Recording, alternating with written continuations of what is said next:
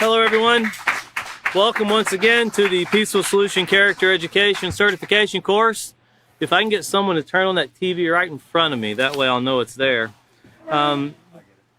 So today we're going to be finishing off where David left off last class. Of course, that is the chapter 4 of What I Have Learned, and that's entitled Self-Control to Interaction and Communication. And we should all understand quite a bit more about communication at this point and why it's so important in our lives and how little words have to do in the effect of communicating. They do have a very important part, but tone of voice, body language, hand gestures, and so forth, all of these things play an important role as we covered in this chapter, and David was rehearsing some of those things. You can be turning over to page 112 in the What I've Learned section, and we'll just read over the ones he's covered thus far, and then we'll finish this up and get into the next chapter.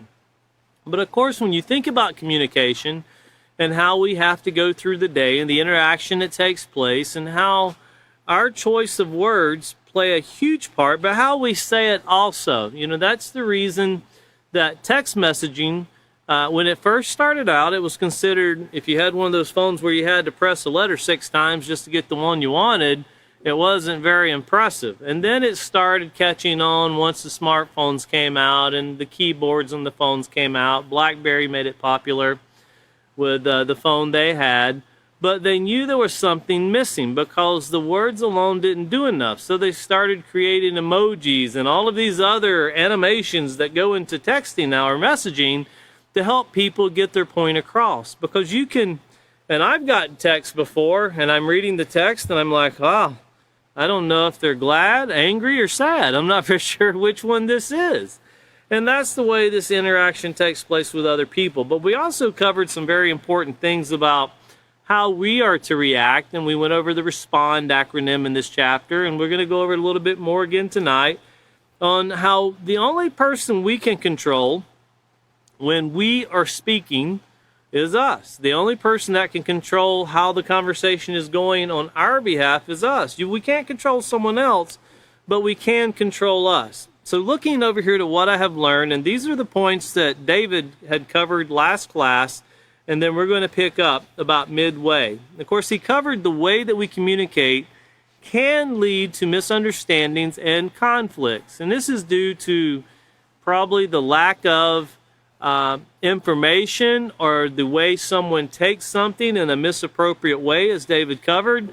But it also, one of the most common ways that the way we communicate can lead to misunderstandings, and we'll get into it tonight, is most people, I would dare say, most people, I fall victim to this myself many times. I'm trying to really work on getting it out of myself, is whenever someone's speaking, you're thinking about what you want to say, and you're not active listening to the words being spoken. And this is something that can be very challenging. Whenever you're trying to have a conversation, you're trying to communicate, but you're not hearing all of the words. And I find this challenge because I deal with many people that don't speak English. And it makes it extremely difficult when you don't speak their language. You're spending more time watching their body language and how they're saying the words, and then you're picking up on the words you do understand, and then you have to kind of give a reply. And you can have a back and forth that goes back and forth 3 different times just to understand the first comment. So these are things where I've learned that active listening with not just ears, but also with eyes, paying attention to how it's said along with what is said. Another important, this is the second point, another important part of developing a positive moral character is learning how to communicate with self-control. Remember, that's controlling our thoughts, our feelings, and our actions. Now, without the use of self-control in our daily interactions, feelings get hurt and people are misunderstood. And a lot of times it is the way we say things. We can choose the wrong words, and you've probably experienced it in your life where you said something and the result you got back immediately, you realized, I should have thought of a different way of saying this. I should have worded this a little differently. And that of course, might only be 7% of the conversation, which is the words that we choose, but they're still a very important part of it. If you've ever made bread and you left out the salt, just a little bit of salt, you can taste a huge difference in the bread. You know, if you've ever made certain cakes and you left out the sugar or the eggs, it's a small part, but it makes a huge difference. Words are the same way. The way we say things are one way, but the words we choose to address other people or in conversation are also very important. It might be a very small part, but it's very important. You know, it's kind of like the thumb on your hand. You young guys down there, you got thumbs on your hands? Yes? All right. I see a lot of hand movement, so I'm asking. Do you realize that the most important part of your hand when grasping things is the thumb?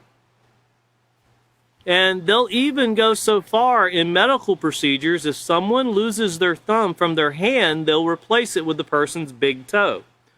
And why is that? Because the hand without the thumb cannot grasp. It cannot do the job that was fully intended for the hand. You can lose fingers and you can still get the job done of grasping. Might not do it as well, but you can still get it done.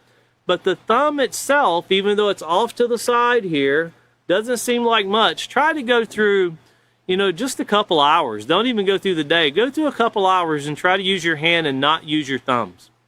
You'll find out just how important the thumb is. And this is the same way with communication.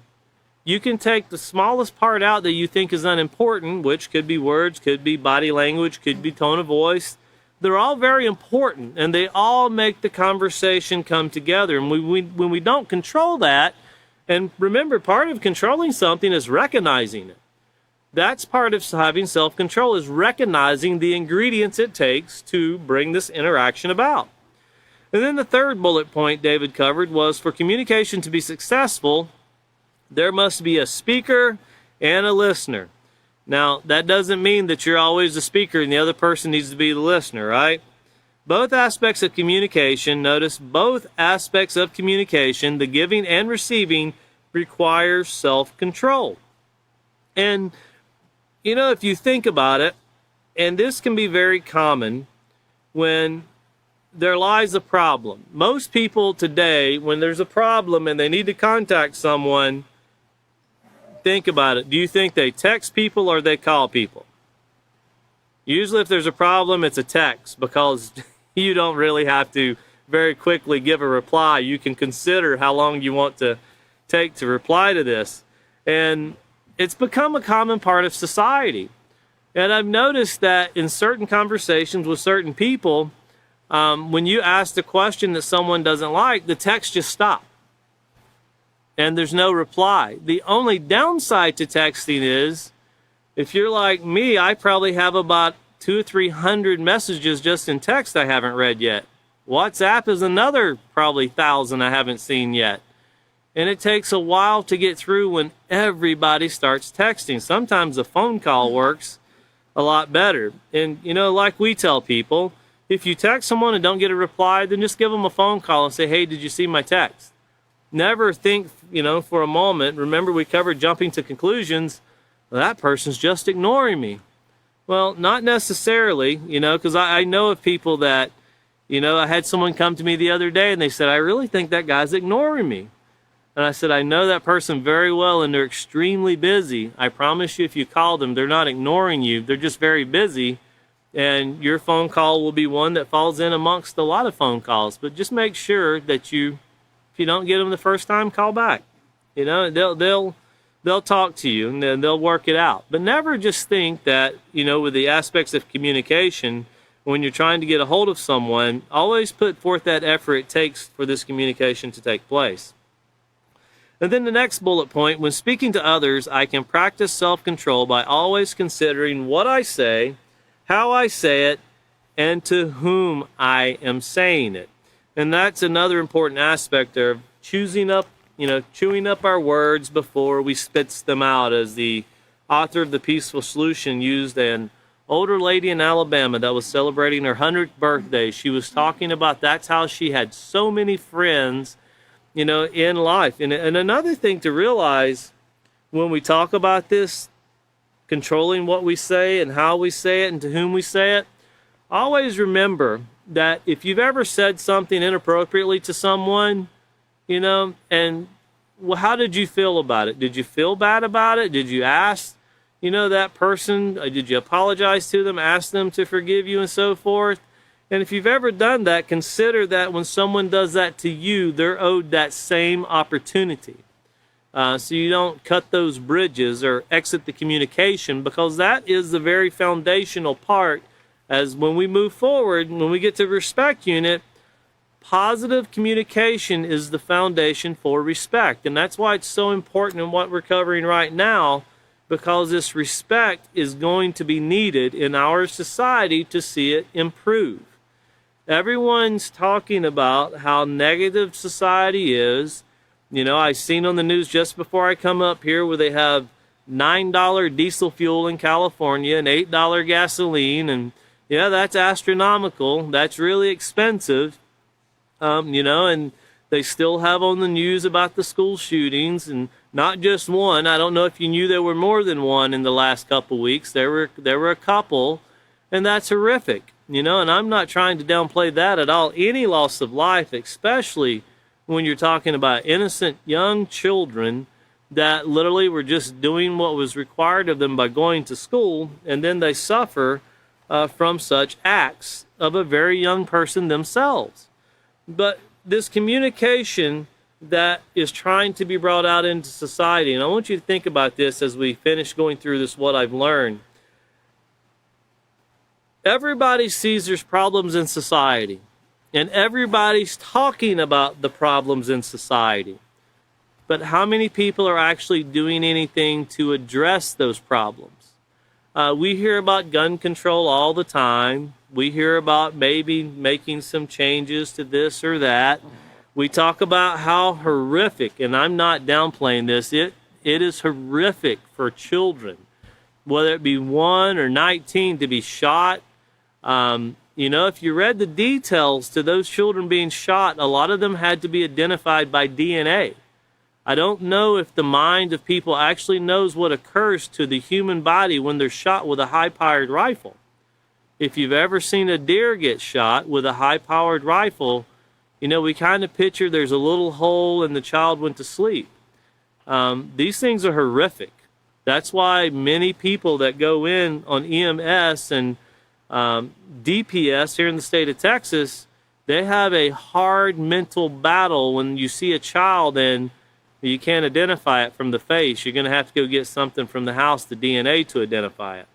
That's the horrific parts of what's going on in our society, to where people are dying, and it's unreal. But you don't really see answers to these things. You don't really see solutions being given outside of what the Peaceful Solution Character Education Program is offering. And that's not a statement of we're the only one trying to make an effort. No, I'm just saying this program has been proven that if it is practiced, this can be reduced drastically. And that's what teachers of the Peaceful Solution, the one thing you have to do, as you see, people say that if a person does it well, they're going to have to believe in the product. Well, this is not really a product like a car or, something that's going on the market to sell. Like, I want to sell you Heinz ketchup because it's better than Hunt's, or Ford's better than Chevy, or Chevy's better than Dodge. No, this is something that you're offering for free. The benefit you get from society is everybody adheres to these rules, and there is no more school shootings. Well, why are there school shootings? Why are there shootings in general? Why are people being pushed in front of subways? Now, when you think about those horrific acts and you think, what would put this in the mind of someone? Take 10 minutes just to read an article about some of the video games that award you for pushing people in front of the subway, for hiring a prostitute, for shooting people, for hijacking the ambulance and shooting the ambulance driver and then going around picking up people and shooting the patients. Now, how much sense does it make to create things, programs like this, to put into the minds of our children, much less adults? But these are the things that a lot of children, I dare say, summer's just started for them. School is now out. The majority of them will play video games all day long, all summer long. And this is just a sad fact. The parenting has left, the instructions and teaching and guiding has left, and the teachers of the next school year will have to deal with all of this that is taking place in the homes or the lack thereof. And I'm not saying all homes, I'm not saying most homes, but how many negative people, how many negative mind processes, how many people were really involved in shooting up the school in Uvalde? It only took one person to act on what was put into them. So obviously one person is too many to be subjected to these things. And then the interaction we see that takes place after is more the blame game. You know, and I empathize with those parents, because as a parent, I wouldn't be interested in tell me how many ways they failed and how many ways they coulda, shoulda, woulda. No, I would want to know, how are you going to prevent this from taking place again? Don't tell me how you fell short this time. Tell me how we're not going to fall short again. That's what I want to know. And that's what the Peaceful Solution is actually offering. Well, here, moving on to the next point. This is the first one that we're going to cover tonight, looking back in our books and where David left off. It says self-control. Self-control can be displayed through active listening. I make sure I hear what is being said and also the intent behind the words. And if you look back over to page 95, and once again, we're just rehearsing chapter 4 with the What I Have Learned section. Take my pen off here. We have the tips for active listening. And of course, remember, with communication, there has to be, as we spoke of before, there has to be a speaker and a listener. You know, that's why your phone has a place for you to hear and a place for you to speak. Most of the time, people don't use the one to hear, they only use the one to speak. And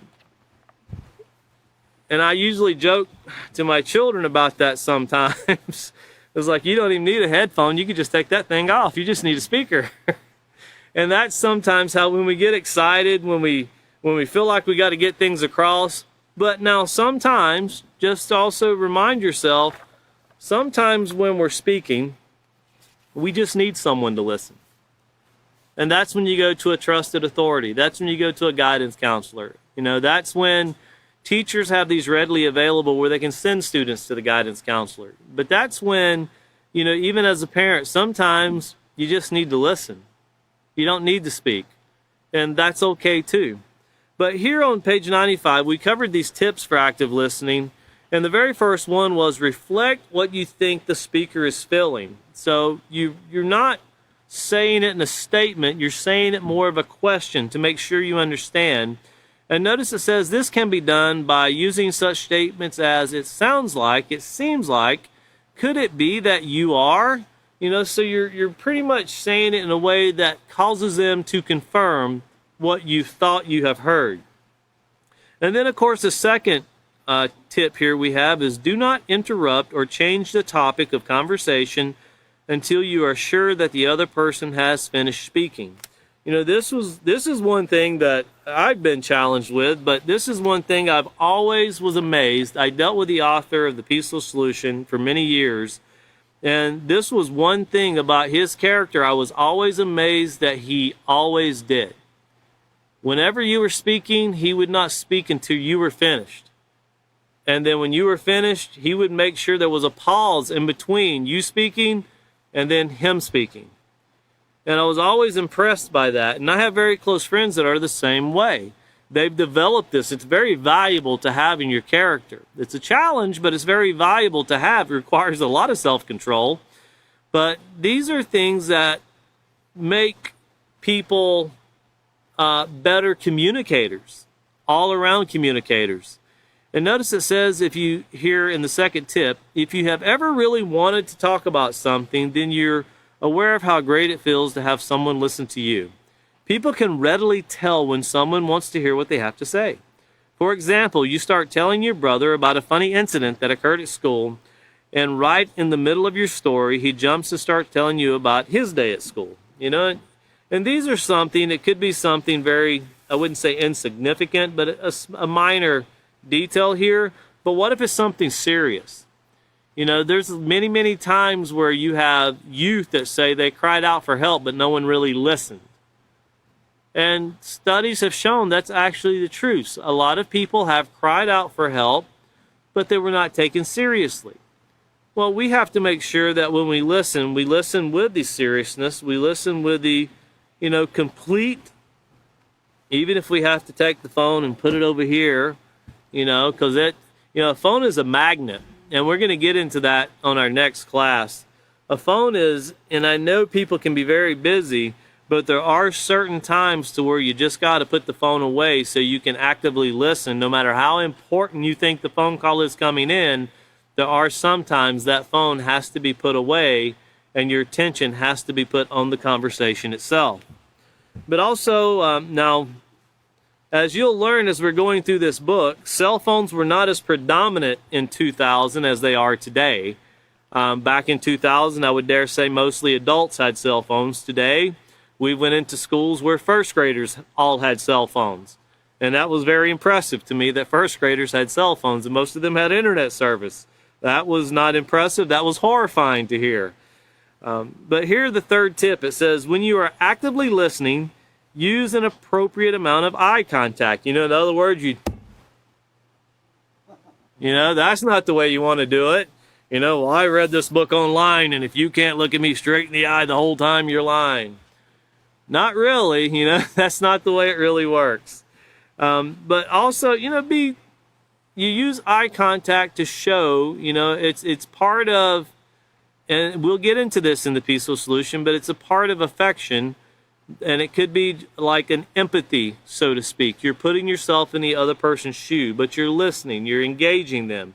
You're not looking at the walls or looking at the ceiling, you're looking at them, you're showing body language, because active listening also shows body language.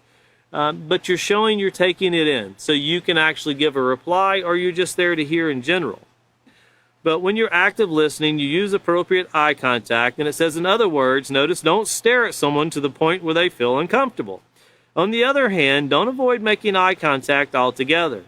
Remember, your eye contact and facial expressions show the speaker you're paying attention. Have you ever tried to explain to someone that they gave you a blank look? You just knew that they didn't listen to a word you just said. So that's part of the active listening. And we'll get into, as we go to the next point here, about the poor communication. And if you notice here, the very next point on page 112, it says, conflicts or disagreements are no excuses for rude or disrespectful behavior. So remember, conflict is a disagreement between two or more people. It's perfectly fine to disagree on something. There's no rule in society that says everyone will agree on everything. Today in Texas, it was fairly hot. Not as hot as normal, but it was hot. I hear people that don't like the heat. I hear people that love the heat. Me personally, if I get a choice between a 105-degree day or a 15-degree day with ice, I want the 100-degree day. I have brothers that I grew up with, they would rather have 15 degrees in ice. That's what they would rather have. So these are things that we can disagree on that, but that doesn't mean we need to get out into the yard and start having a fist fight over what it should be or not. It won't change the fact of what's going to actually take place. And when you think about these disagreements, when you have conflicts, and let's say disrespect is shown, curse words start being used, name calling, you can take the problem and throw all of these things in. You can throw punches, you can curse, you can yell, you can shout. And after all that's done, do you know what you still have at the end? You still have the problem. You haven't done anything about solving it yet. In fact, you've made it worse. You've regressed. It's like you want to go to the store, and the store is this way, so you get in your car and you drive 20 miles this way. But you still needed to go to the store, which is this way. Well, that's what it comes down to. And if you look over to page 99, poor communication can lead to disrespect. You know, it doesn't mean it has to, but it can, because there's two people involved here. And notice at the very top of the page, it says, everyone experiences conflicts or disagreements. So this is something that we're going to face. It's a challenge. This is something you get it across to the students. As a teacher, of course, teachers understand in school that they're going to face these things. But this is something that is going to come. And notice it says, conflicts can occur between best friends, members of the same family, and even complete strangers. In fact, conflicts can occur anytime you interact. We all have different likes, dislikes, and different moods. We can make what makes each person tick is varied and complex. Now, when you think about these situations that take place, you can have 5 people. And five people can have 5 very different anger triggers. One thing that might not bother one person can irritate another person really, really bad. You know, I can tell you, one of my biggest, most frustrating things I cannot stand is when I go to take a shower, and as soon as I get in the shower, this thing starts ringing. It frustrates me, and I have no idea. It just irritates me to no end, and it seems like every time, I don't care what time of day I try, that's when it's going to ring the most. It's not really true, but that's how I make it look like. But that's really irritating, because you're like, you know, you gotta get out, get back. What do I do? So you learn to set, and that's why we got, you know, smartphones became a blessing, because now you can put certain tones for certain people, and you'll know whether I need to go answer it or I can get it when I'm done. You know, so, and there's some ringtones that I don't expect to hear them, you know, anytime soon, but if I did, I'm going to hurry up and answer the phone. I can promise you that. But moving along here, look at the second paragraph. It says, even though we are unique individuals with various opinions and values, we can learn to coexist peacefully. So even though we have different likes and dislikes, there's no reason for things to get out of control. Notice the key is to treat others respectfully even when we disagree. Learning how to communicate our opinion, needs, and feelings effectively will help us avoid conflicts that lead to disrespect, hurt feelings, and loss of friendship. Exercising self-control and speaking and listening to others can help us resolve many conflicts peacefully. Communication that lacks self-control has the potential to turn into verbal and physical abuse. And of course, you see here the teacher there pointing to the conflict and how to solve it with the self-control. And, you know, these things that you see take place, these aren't just limited to young children. We've been to teachers' meetings in schools. I've been to teachers' meetings. I've been to administrative meetings to where all of these things can be implemented, and they bring more coherence, and they bring actually more things get done. More success is achieved when these things are implemented into the conversation, the meeting, or whatever you're having. Whenever you're bringing a group of people together, you're bringing them together to come to a common ground. And if you're not going to communicate respectfully, you're never going to receive the common ground. You know, that's just the way communication works. Respect is needed. But once again, it's never an excuse. These disagreements are never an excuse to be rude or disrespectful. Looking back over to page 112, the next bullet point says, in a conflict with someone who is disrespectful and on the verge of losing control, it is up to me, notice that's me, you have to point to yourself, not you, but me, each and every one of us, it's up to me to practice self-control and not allow their behavior to influence the way I respond. You know, and I give you an example of what not to do. I remember a young student, years ago I was teaching, and he looked at a teacher one day when the teacher was correcting him, and we had just covered this part of the book, and he looked at the teacher and he said, I'm not going to allow your anger to disrupt my positive day. And I thought, oh boy, this is not going to go well, because the teacher wasn't angry either. The student didn't like they were being corrected for breaking the rule. The teacher was not pleased that they broke the rule, but I wouldn't say the teacher was angry. The teacher just seen the harm in what was going to come forth. And of course, when the student walked away, I responded to that very peacefully. He's like, no, you didn't. We're going to have to talk about that. So obviously, all of these things have their place and time to be implemented and used. But here on page 101, let's take a closer look. Notice here it says conflicts can start for many reasons, such as accusing someone wrongfully or jumping to conclusions. And remember, we covered what it means to jump to conclusions. You predetermine something in your mind without getting all the facts. And this is something where if you're going to make a decision, you really need to get all the facts. And if anyone ever asks you to make a decision, but they don't want to give you the facts, they really are not asking you to make a decision. Because you can't make a decision. I don't remember, it's like, it used to be a game show. I don't remember what it was. You went behind what's door number 1, door number 2, or door number 3. Well, obviously you don't know what's behind it. You could either get a lot or you could lose everything. Well, that might be okay when you're looking at these game shows and you think, well, this is just for fun. Well, life is more than just for fun, and you can't treat life like it has a reset button, because it doesn't. People live and people die. People get hurt.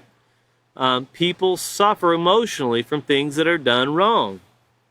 So, think about these things before jumping to conclusions or accusing someone wrongfully. Notice it says, by using self-control and choosing your words carefully, you can explain why you're upset and ask that you can explain why you are upset and ask questions that will help you get the facts you need to resolve the conflict. So look also over to page 106. Page 106, and of course this is where we find the RESPOND acronym and how to respond. And we're going to recover this page on 106, not in detail because David already did this, but we're just going to reread it because it's extremely important when we're talking about how to respond to others. And this is something that, we could really remind ourselves on a daily basis. And it starts out by saying, developing positive character, learning about your anger triggers, and practicing proper communication will help you to resolve conflicts peacefully. Now, that first sentence of what we've just talked about is what we've already covered. We've already covered what it means to develop a positive character, and also went through the acceptance unit with what it means to accept certain things we can change and things we can't change. And then notice learning about your anger triggers. We've already done that. We went into detail in chapter 3, but also in chapter 2 with emotions, and practicing proper communications, and that's what we've just covered. These things will help us to resolve conflicts peacefully. But everyone is not practicing the peaceful solution and learning to develop self-control. Not everyone. That doesn't mean everyone doesn't want it, but not everyone knows that there's a recipe, so to speak. If you ever speak to people, I was just speaking to someone the other day in a different country, and they speak a different language, but we also have this unit in their language. And they were telling me how no matter what takes place, they just get angry. They don't like anyone, no matter how close the person is to them, no matter how close of a friend they are. When someone points out they're doing something wrong, they just get angry. They said, that's my anger trigger. When someone points out I did something wrong, I get angry. I said, well, what do you think the answer is? People need to quit telling me I'm doing things wrong. I said, okay. They said, you think that's right? And I said, well, next time you walk out into the city street and I see a bus coming, I won't say a word. Well, that wouldn't be right. Well, do you want me to point out you're doing something wrong or not? Well, I could die. Well, these other things that you think are small, you could die from those too. You're just not seeing it. You're not seeing how it's a process. It always humors me to a certain instance when people think that, they talk about death, and I only mention this briefly because of self-control we're talking about. They think that death is something that starts when you quit breathing. That's when it completes itself, When you put yourself in a deadly situation and then you die, if you weren't in the situation, death would not have been able to present itself. And sometimes, there's many different situations and scenarios. But the person, after talking for over an hour, the person finally understood that if they're walking out in front of a bus and they don't see it, it's okay to tell them they did something wrong. But that's the only thing they would agree on. So it's like, well, this takes time. A lot of time. It took a lot of time for me. And as teachers, we have to take a lot of time for our students, because even though we're teaching this, we still need it, and we still have to study it, and we still have to apply it every single day. And when we fall short, we have to acknowledge it, fix what we're breaking, and then move forward. So notice here, continuing, it says, so even though you might be in control and are communicating respectfully, you could find yourself facing someone who is angry, disrespectful. So notice that's uncontrolled anger there, and on the brink of losing control. And of course, then we have the scenario that we read there on page 96. But notice it says you could be minding your own business when suddenly someone starts yelling at you, accusing you of something you didn't do. Now, you think about what it feels like to be done that way, but then have we ever done someone that way?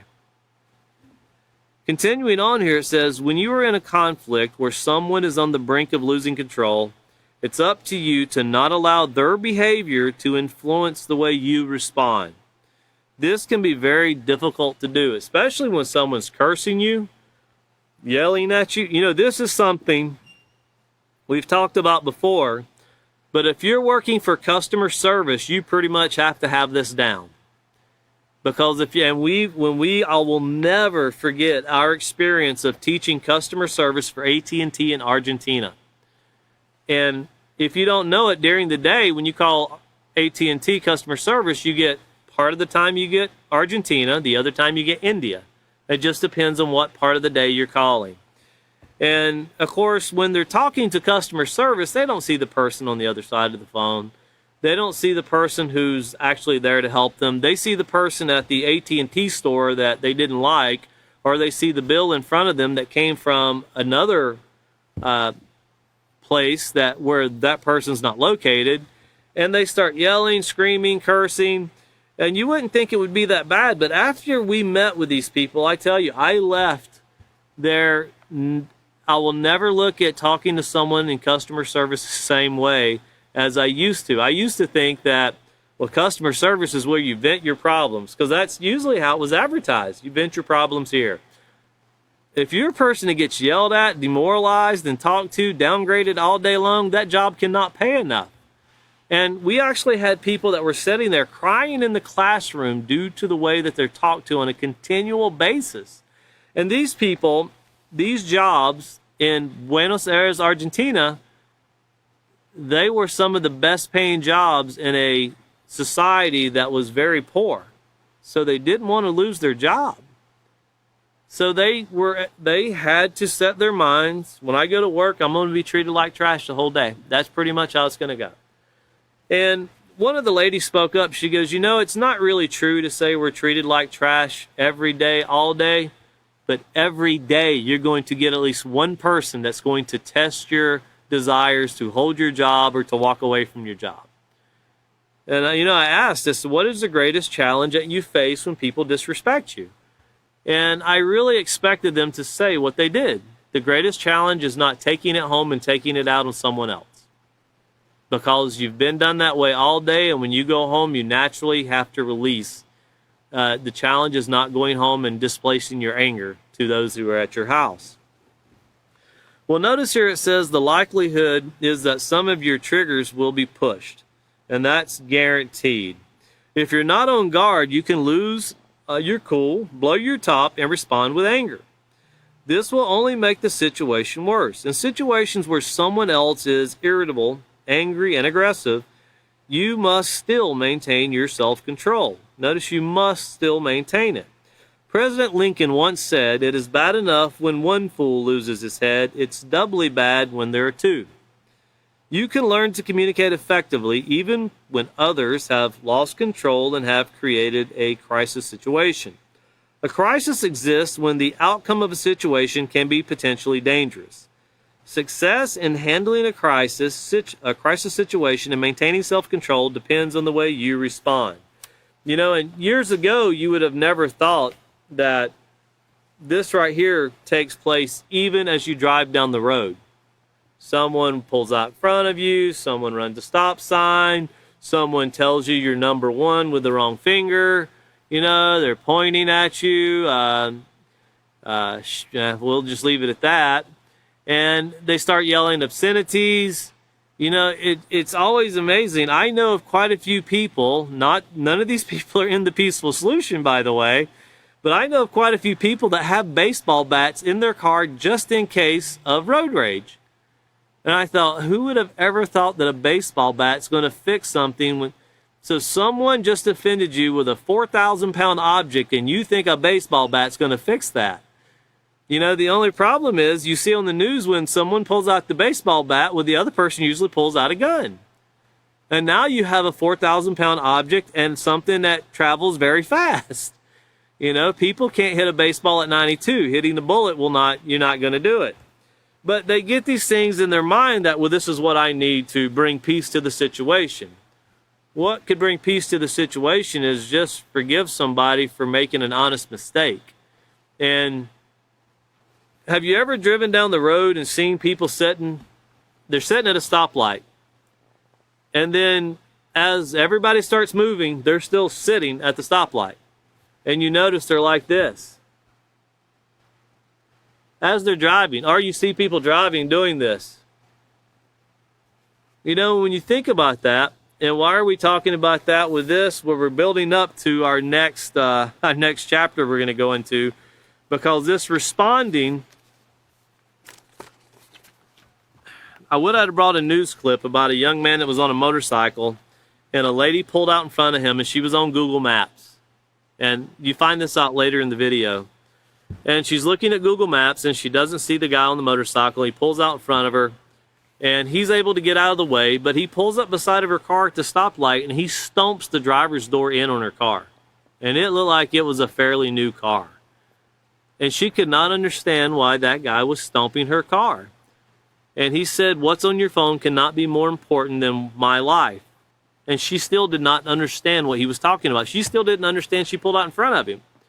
And then when he finally told her, she was extremely apologetic, put her phone down, and she started crying. She said, I didn't realize what I just did. You know, and then the guy looked at the door, and he started apologizing for stomping her door in. But that didn't keep her from calling the police, and the police had to come, and the man actually was charged with a misdemeanor for what he did to her car. And she acknowledged she pulled out in front of him, but the cop said, well, there's nothing we can do about that. But the man on the motorcycle was charged with kicking in the door. He could have responded very differently. I'm sure at the time he was very upset, but that doesn't make the situation better. In fact, it got him into more trouble. And yes, he was done wrong in the beginning, but it still didn't make it better. Looking over here to page 107, notice is the RESPOND acronym. And of course, reading through it very quickly, the R stands for remain calm, E for evaluate the situation, S for stay objective, P for practice being polite, O for overcoming the desire to retaliate. Yes, we all have the desire to retaliate, each and every one of us. Negate the negative is N, and D, be determined. Now, you can go back through our classes that were taught by Catan and William, and you can get a lot more time was spent explaining these in moving forward with the program itself in the chapter, but they spent a lot of time covering these particular subjects as we were teaching. But for tonight, we're going to move over to the last bullet point, because we're going to need to get into the next chapter.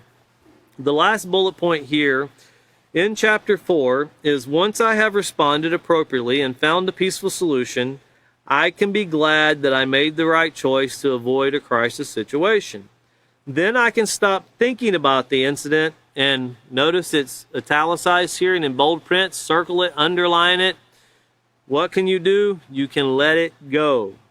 This will enable me to avoid holding on to anger, resentment, and thoughts of retaliation.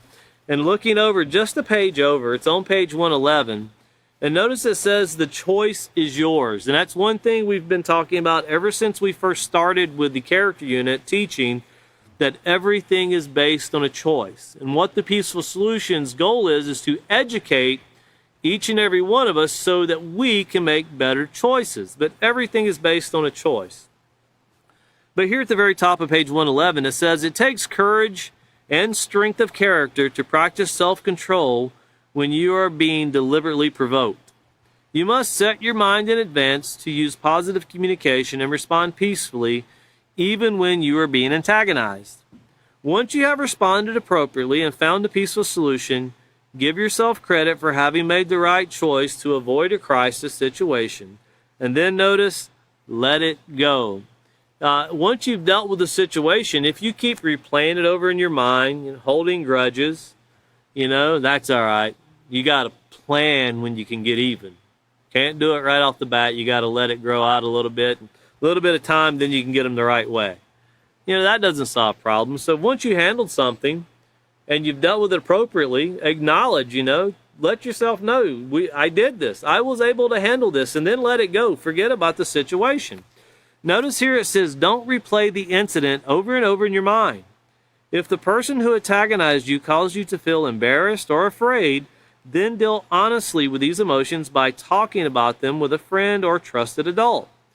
If you hold on to these emotions, you could begin to have negative thoughts about yourself and about the person you had the conflict with.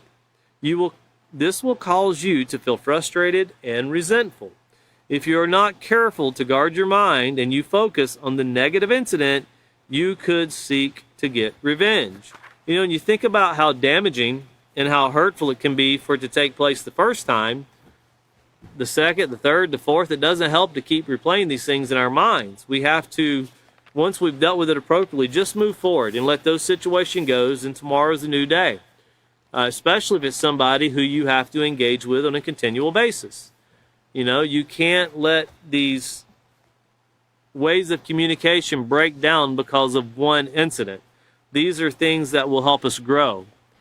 Society has been built on a lot of, as the author of The Peaceful Solution used to tell us, when we would go out and teach in schools, or we would go to do certain events, and we would have challenges, and I always remember he would look and go, well, we know that don't work. Let's try it this way. Never got upset, never spoke bad about it. Just, well, that didn't work. Well, we won't do that again. Let's try it this way next time. And that's what we did moving forward. And we finally got to where we actually were able to teach a lot of people. But this is a continual thing. It's not something, it's like here in Texas right now. It can rain for 10 minutes, and that isn't going to do much for the drought we have. And it's not going to make the burn ban signs come down and people start burning trash in their front yards or wherever they want to do it. These are things that it takes a little bit every day. And when you get it, it's beneficial and it's helpful. Well, looking over here to lesson plan 5, page A, we're going to get started with Note to the Teacher in chapter 5 tonight, and it's entitled Maintaining Your Self-Control. And that's why we wanted to talk about the RESPOND acronym a little bit, because that is part of maintaining our self-control and how we respond to situations. But also we're going to learn what we allow into our minds. Remember, influences are very powerful. We were told in the character unit to never underestimate the power of an influence or peer pressure. Conformity. Never take these things lightly.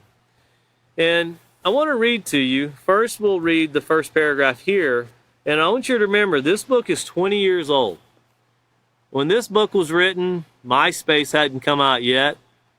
And for you young people, that was before Facebook. And if you don't know that, that was before Instagram. And I don't know any other ones. So if there's other social medias, I don't know them. I've never been on Instagram, never been on Twitter, never really went on MySpace. I didn't know much about that one either. But this was before the huge social media outburst took out, where people could really communicate all around the world. There was no WhatsApp, or Snapchats or Telegrams or whatever you're thinking of. There was none of that. In fact, the internet itself was nothing compared to what it is today. In 2000, there was, the term Google it had not come up yet. That was still not a term. You had your browser, you had your dial-up. You know, you had AOL, which if you don't know what that is, that's an old, I'm just feeling old now, so we'll stop with that. But it was very different. There was no such thing as internet on your cell phone. In fact, text was even a big thing at that time. But keep this in mind, and then we'll read some updated information. It says, do you remember a time when much of what was on television was educational or family oriented? I do remember when I was growing up watching shows. Popular ones they used to put out was like Leave It to Beaver and so forth. You know, it was supposed to be these ideal family shows. But I also remember watching shows like All in the Family that was not the ideal family show growing up. It was more of a dysfunctional family. But I do remember when you could get educational programs and you didn't have to go to certain educational channels. You could actually get educational programs on when I was growing up, you only had 3 channels. You didn't need a Discovery Channel, a National Geographic's channel, a History Channel, and so forth. It came through the regular television. Today, there's specialized channels to show what's used to be normal. But today, you spend an average of almost 20 hours per week. Write that down. 20 hours per week. This is our youth. Now, this was back in 2002. Today, you spend an average of almost 20 hours per week watching television programs that contain violence, sexually explicit scenes, and all forms of disrespectful behavior. So I want you to keep that in mind. 20 whopping hours a week. Man, what a lot. I want to read to you. This is from a Nelson study that was done in 2018. And this was concerning adults. These are people that are supposed to have full-time jobs, you know, and most people I would think sleep, 6, 7 hours a night. Some people sleep 5. But I want you to listen to this. And this right here was once again from the Nelson Total Audience Report. So according to the first quarter 2018 from the Nelson Total Audience Report, nearly half of adults' day is dedicated to consuming content, media content. And in fact, American adults spend over 11 hours per day, that's 11 hours per day, listening to, watching, reading, or generally interacting with media.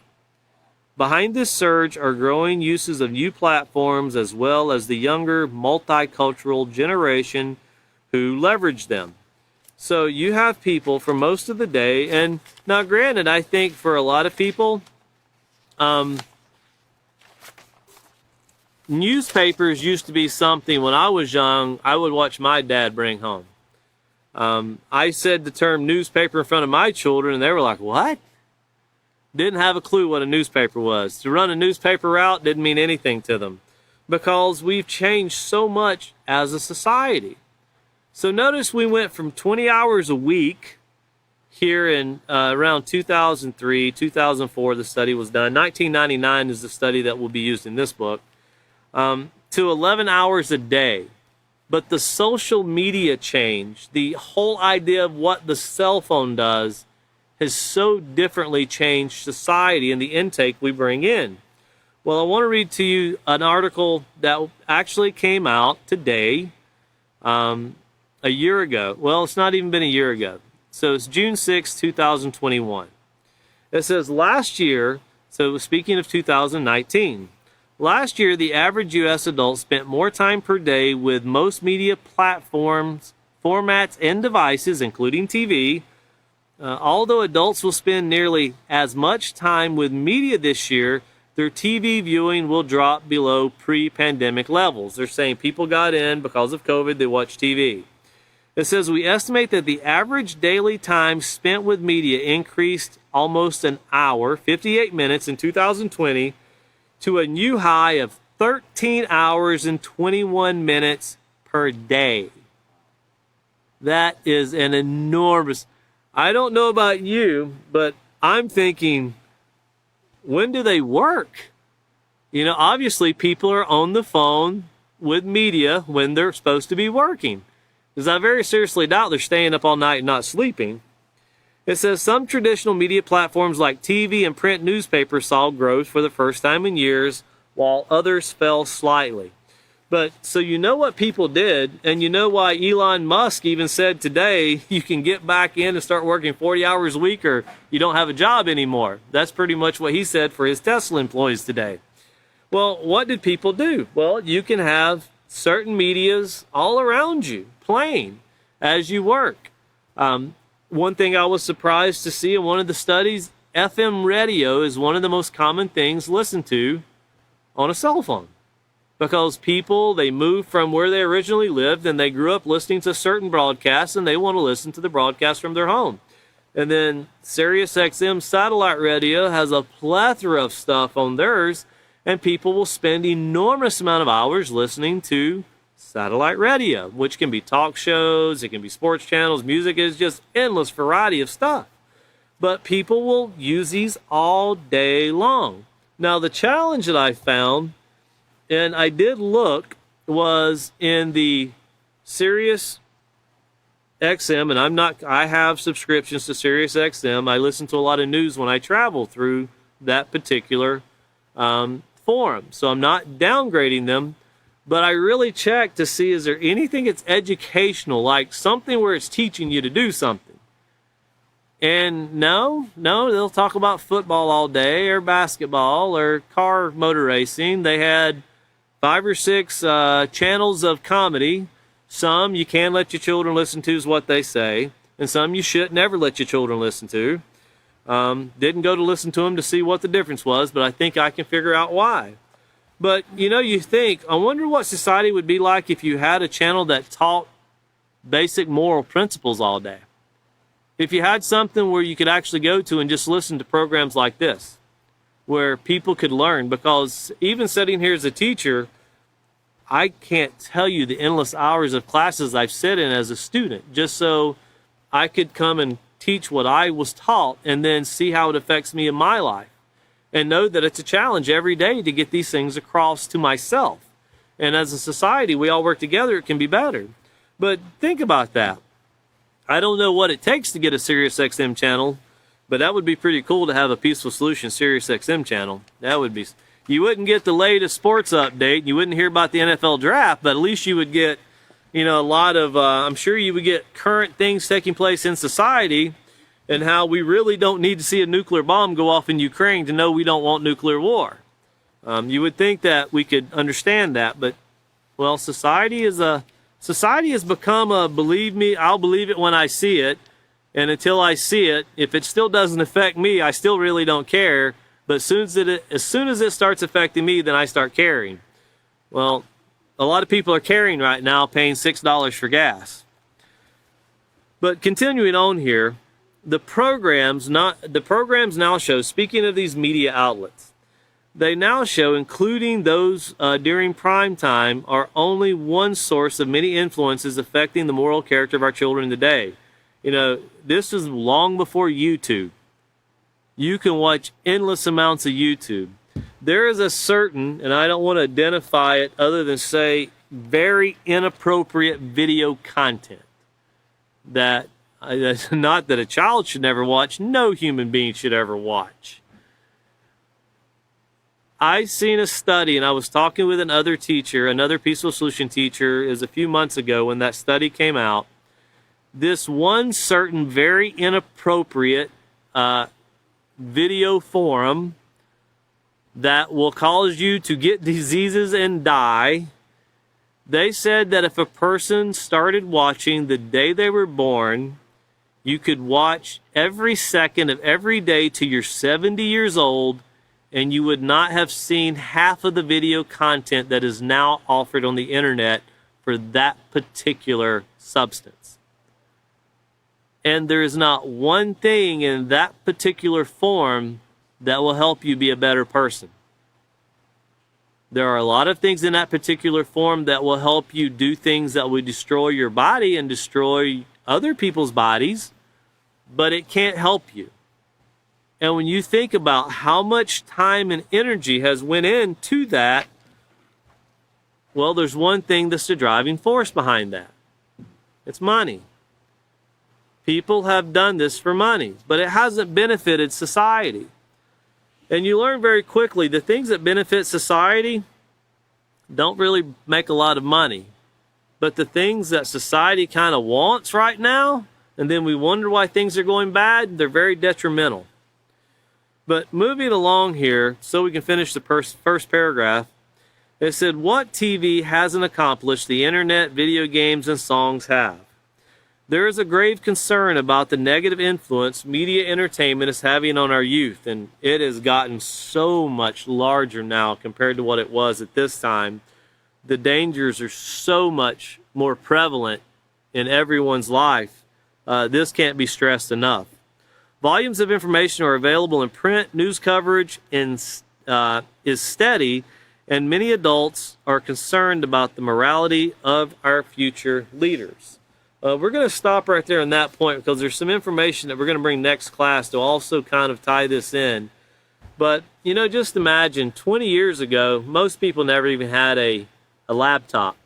Today, children are walking around with the world is literally at their fingertips.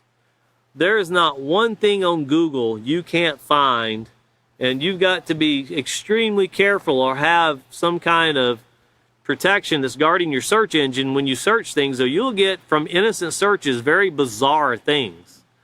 You know, and this is what society has become.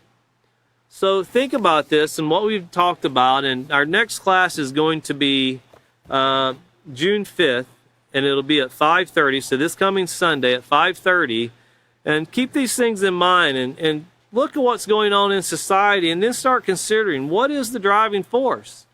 Can someone do something unless they're shown to do it? You know, can an electrician do electrical work unless they're shown how to do it? Can a mechanic fix a car unless he knows? Does a farmer plant a field unless he knows? If society is not taught how to make better choices, it will never get better. So keep that in mind and let that be the driving determination behind us moving forward with education. Thank you once again for joining us, and we'll see you next class.